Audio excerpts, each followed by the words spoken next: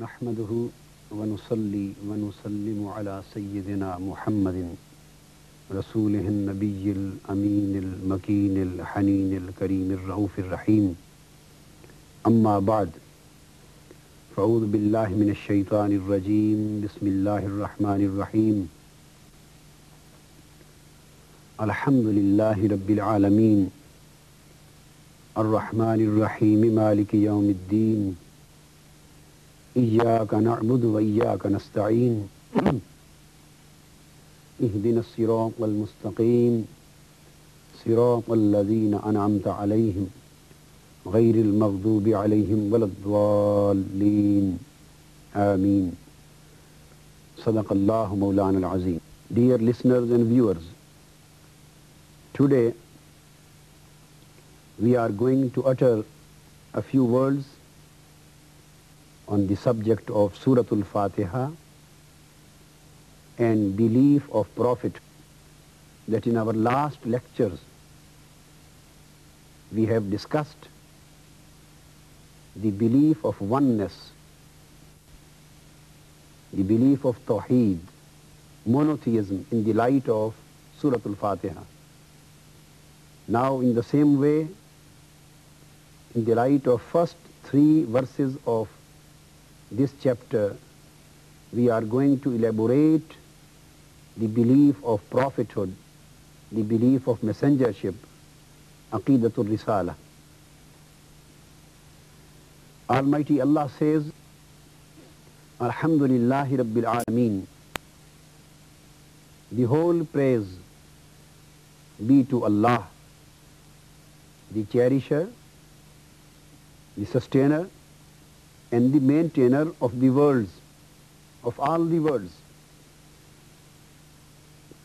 Meaning thereby that Allah is only entitled to every kind of praise. In reality, all the praise belongs to Allah. All the praise is for Allah, who is the cherisher and sustainer of all the worlds, of all the creatures, of all the mankind, and of the whole universe. When we look after various phenomena of this world, we see that various bodies and creatures and existing persons in various worlds also possess various characteristics, qualities, attributes, and good points which are normally praised. We praise our father, we praise our mother, we praise our teachers, we praise our rulers, we praise the good persons, we praise various things on various aspects, on various qualities, on various attributes. So the question lies that if the praise really is for Allah only and not for anybody else, then why other bodies are praised? Why the praise for other things have been accepted to be permissible and lawful? This confusion is resolved by the concept of rububiyyah, the concept of lordship, the concept of cherishership and sustainership. Almighty Allah says, Alhamdulillahi Rabbil Alameen. Praise to be for Allah, who is the cherisher and sustainer of all the worlds and of all the creatures. The question is, what is meant by Rabb? In English we have already translated the word means cherisher and sustainer. So there is a process of sustenance and a process of cherishing and a process of maintaining and a process of protecting, a process of mastering, a process of bringing anything up, that is known as tarbiyah.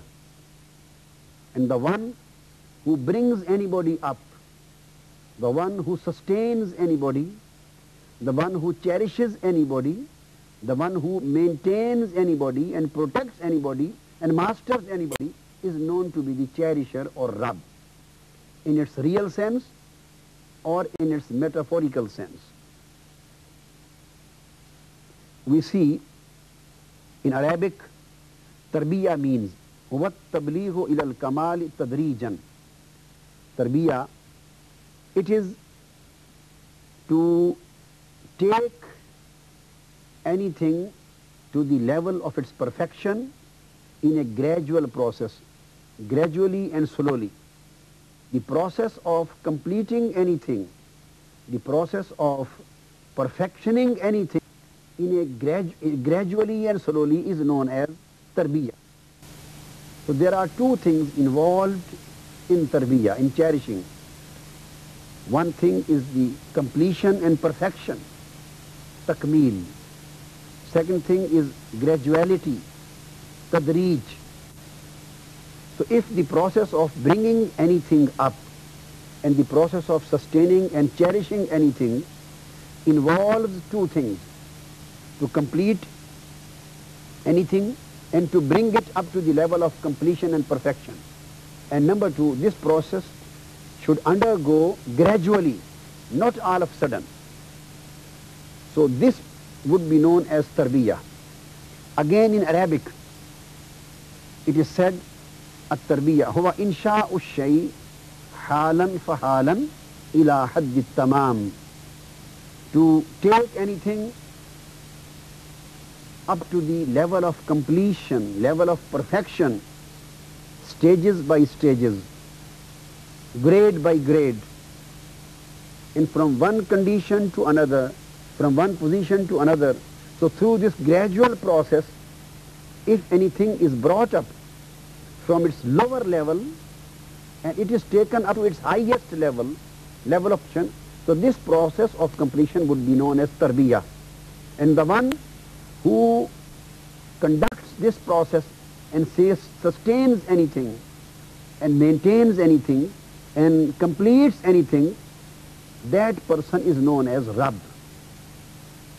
Metaphorically, the parents are metaphorically known as Rabb.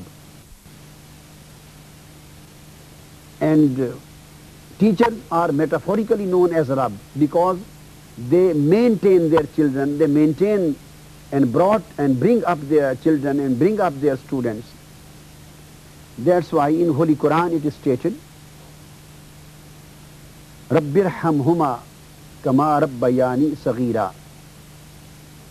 O my Lord, shower and bestow your mercy on my parents.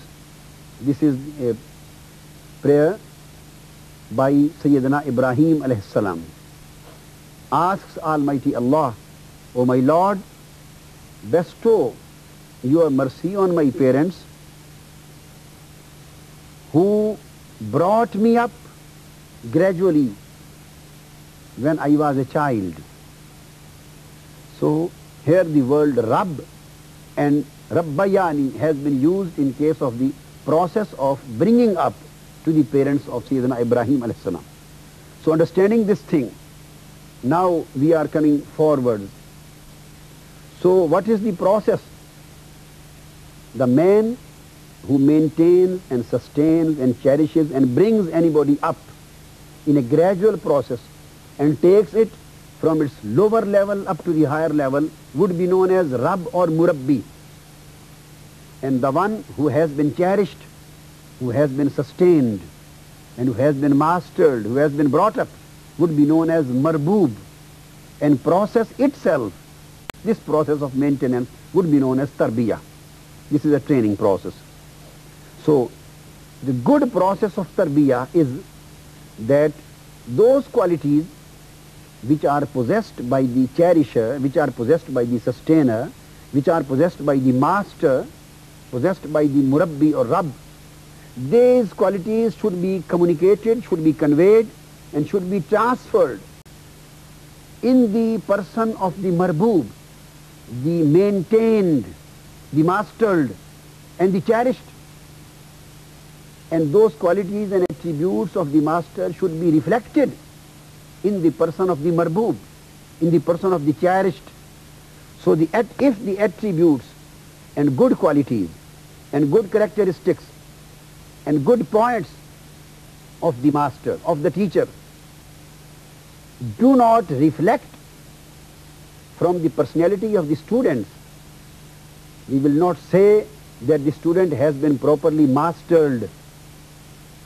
We will not say that the student has properly cherished and sustained and has been properly brought up. In the same case, if the parents possess good qualities, good character, good conduct, and they possess good points in their personalities, and they bring their children up, and after the completion of the process of bringing up, the good qualities and characteristics of parents do not reflect from the life of the children, from the character of the children, from the conduct of the children, from the living of the children, then we will say that the process of tarbiyah is not complete, or tarbiyah is not proper. The children have not been properly maintained and mastered, and they have not been properly cherished. So the proper cherishing, the proper mastering, the proper sustaining and proper maintaining requires that the better characteristics and qualities and attributes of the cherisher and maintainer should be reflected, should reflect from the persons of the cherished and maintained. So when this process is complete, they are seen reflecting from the persons of the cherished. At this moment, when the man praise the cherished, the praise for cherished apparently would be known to be the praise of cherished, but really it would be considered the praise of the cherisher. At this place, when the children are properly cherished and sustained and properly mastered, so the praise of the children would really be considered as the praise to their parents. If the students are properly mastered and tutored, so the praise of the students would really considered to be the praise of their tutor, because the qualities and praiseworthy points on which the praise is being attached to the cherished and to the student and to the children, in fact, these praiseworthy points and these characteristics and these qualities and this good conduct has been provided to the cherished by the cherisher, has been provided to the student by the teacher, tutor, has been provided to the children by the parents through the process of cherishing, through the process of mastering, through the process of sustaining and maintaining. So at this point, when anybody praises the children, he in fact is praising the parents, because they have properly mastered the children. When anybody is praising the student, he is in fact, in other way, really he is in fact praising the tutor. So in the same way, so this was our discussion, metaphorical discussion regarding the worldly processes of cherishing. Now coming towards the same point, Alhamdulillahi Rabbil Alameen. These were metaphorical cherishers. Fathers and parents are metaphorical cherishers. Tutor is a metaphorical cherisher. Everybody, every master is a metaphorical cherisher. But now the real cherisher of the whole universe is Allah. The real maintainer of the whole universe is Allah. And the real sustainer of the all worlds, of the all creatures is Allah. So He has created every creature in this world. He has created every existing body in this universe. He has created every human being and everything, right from the heavens and skies to the earth. Each and every particle and each and every existing reality which is surviving in any of the world has been created by Allah. And after creation, He has took everything from its lowest level and He is bringing it up to the level of its perfection. He has mastered everything, and He is mastering, and His process of mastering is going on. He has cherished everything, and He is cherishing, and still the process of cherishing is going on. He has sustained everything, and He is sustaining, and His process of sustaining everything in this world is going on. So through the process of tarbiyah, through the system of rububiyyah, through the process of cherishing, He has created various good qualities: quality of knowledge, quality of living, quality of seeing, quality of hearing, quality of smelling, quality of consciousness, quality of beauty, quality of talking, quality of expression, all kinds of qualities, all kinds of characteristics, good morals, all kinds of attributes, and all kinds of good conduct.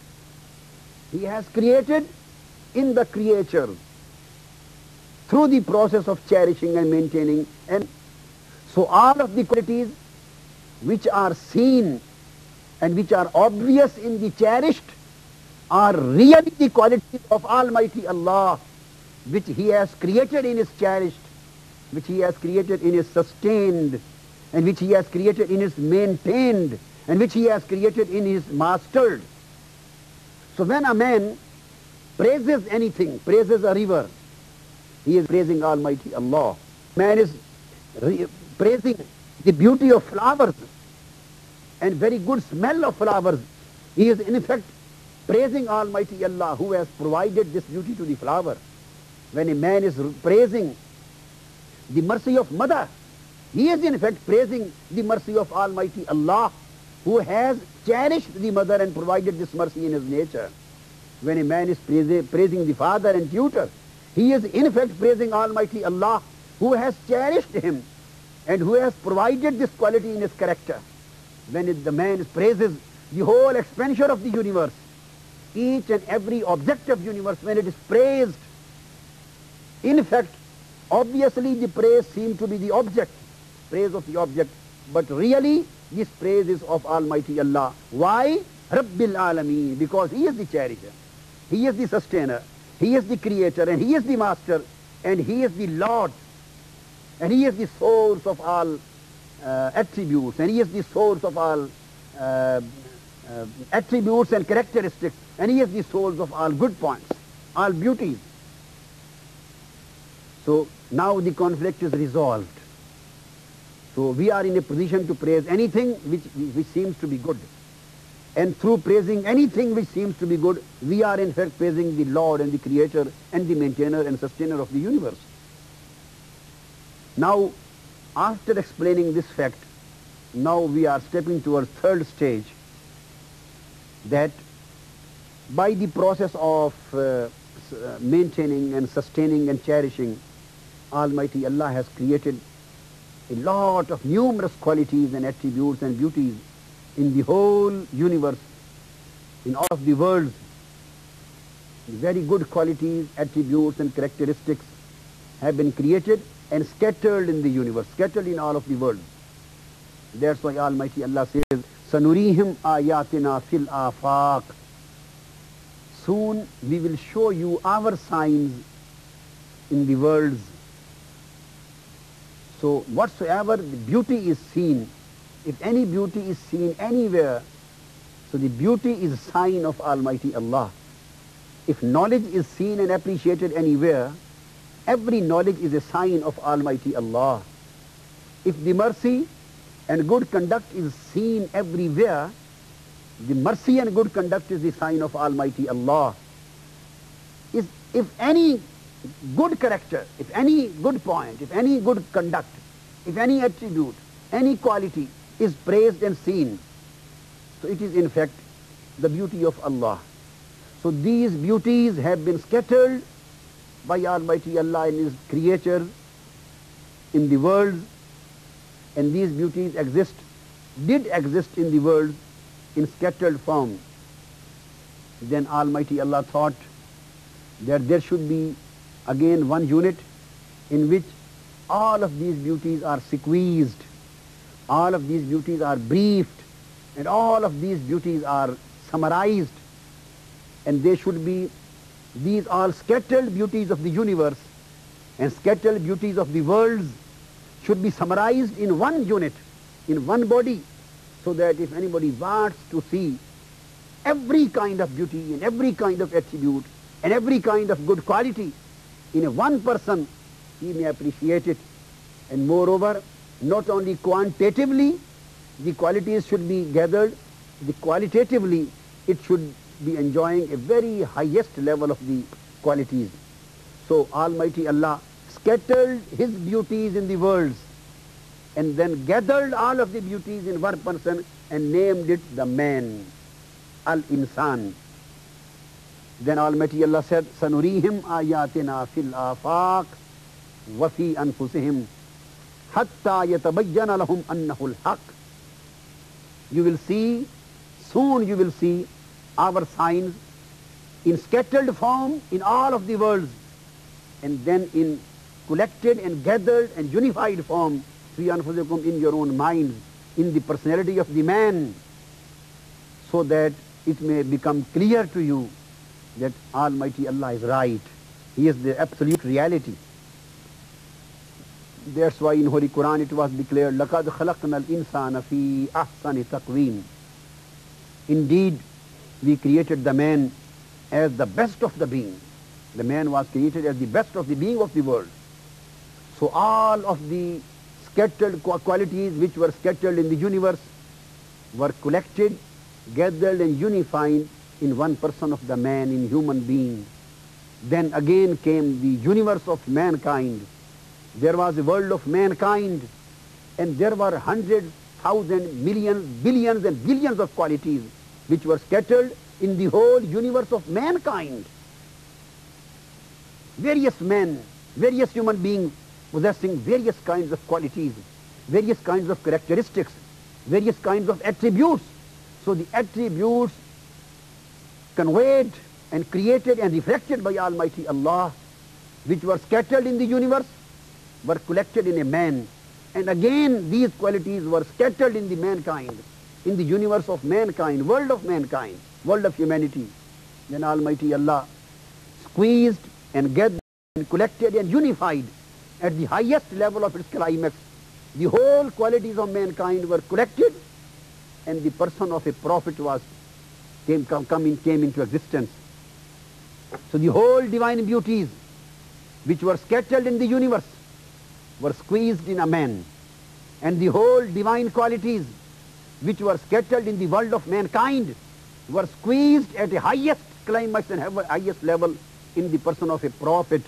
And again there was a world of prophets, world of messengers, which started right from Sayyidina Adam till Sayyidina Isa, Jesus the Christ.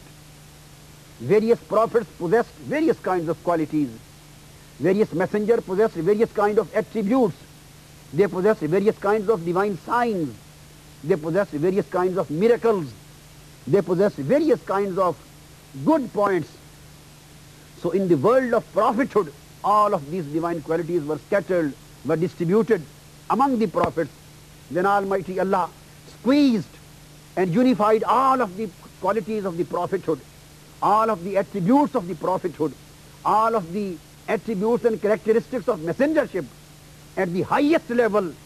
And when all of the qualities of prophethood were squeezed in one person at the highest esteem, it was named as Prophet Muhammad sallallahu alaihi wasallam.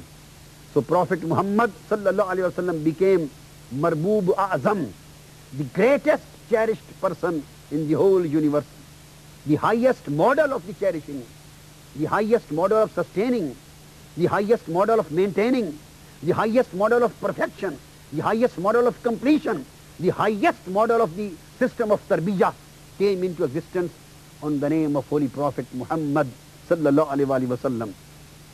That's why when it was stated, Alhamdulillahi Rabbil Alameen, all the praise is for Allah, the cherisher of the universe.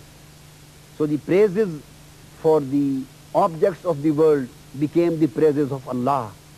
Then when said Alhamdulillahi Rabbil Alameen, the praise for Allah, so the praises for mankind became the praises for Allah because he cherished the mankind. In the same way, the praises for prophethood became the praises for Allah because he was the creator and cherisher of the prophet. It is regretted that the recorded program received from Abu Dhabi is incomplete.